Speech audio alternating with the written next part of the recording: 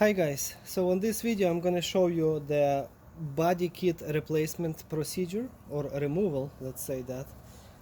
If you will be working on let's say controller replacement or forward, neutral and reverse switch replacement, you will not be able to replace those parts without removing the body. In my previous video I showed you how to diagnose your throttle handle problem or main controller without removing a body kit. All you have to do is just cut couple zip ties, and all of those wires that you need for diagnostics will be right here, so you don't have to remove the body kit. Maybe you're gonna have just a loose wire.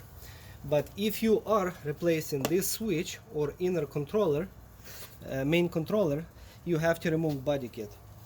Okay, so you will need a 5mm hex bits and a 10mm wrench, because you're gonna have some bolts and nuts of that size. So let's start with removing the rear of the seat. It's going to be two bolts right here. So I'm just going to have my power tool to remove it, so the video is going to be shorter. I guess. Okay, I just don't want to lose that nut. Alright, now next one.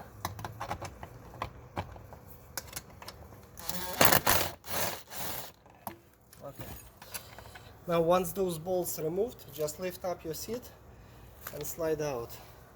So this metal top will go underneath of here when you're going to install it back.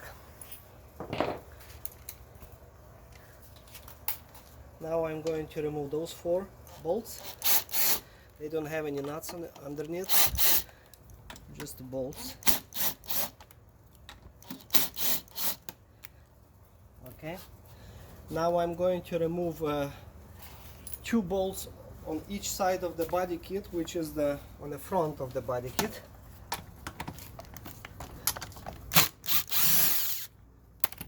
And it's gonna comes with washers that hold in this plastic body from the inside.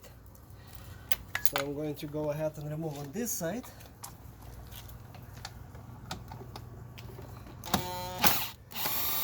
Okay. Okay, now it's time to remove steering handle.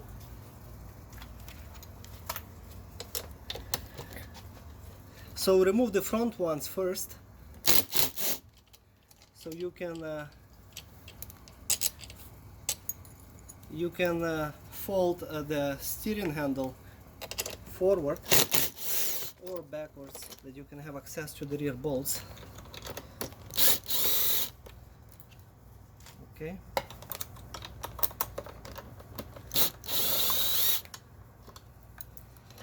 Okay.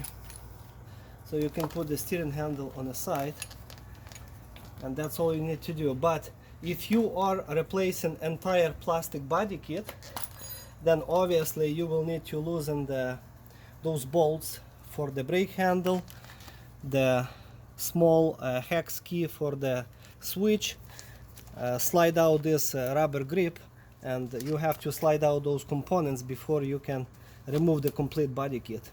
So you can slide those components through this hole. Okay, and the last would be the knob of this gear switch. Okay, now you can put your body on the side, and you can have a full access for the controller and the switch if you are going to replace any of those parts, or the overheating relay is right here. So here's my little advice. Before you're going to replace this switch right here, take a picture on your phone that you remember which wire order was, how it was attached before, that you don't have to guess or do any mistakes with burning any components.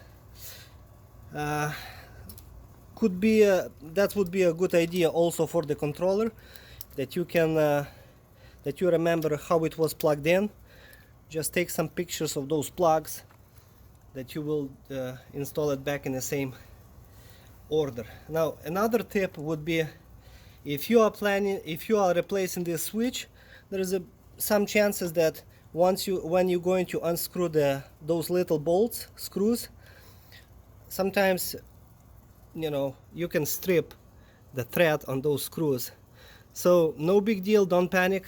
You have some other connections that are empty, not attached to anywhere. So just use that bolt from not attached connection.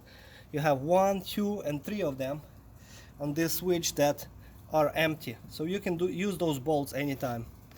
And the same advice would be for those bolts that hold in this clamp right here on a steering handle, on this bracket. If you will damage this bolt accidentally, you cannot reuse this bolt, obviously. So again, you can always buy those bolts and nuts at your local Home Depot or Ace Hardware store for like 25 cents. There's nothing special about those bolts. It's a generic metric M6x1 bolts, Allen head key for 5mm. Alright, well, once you replaced the part that you needed and your machine works, you can always turn on the key, lift up the rear end of the machine, put on a forward gear, and see if it works before you're going to install everything back in the same order. Okay, thank you, bye.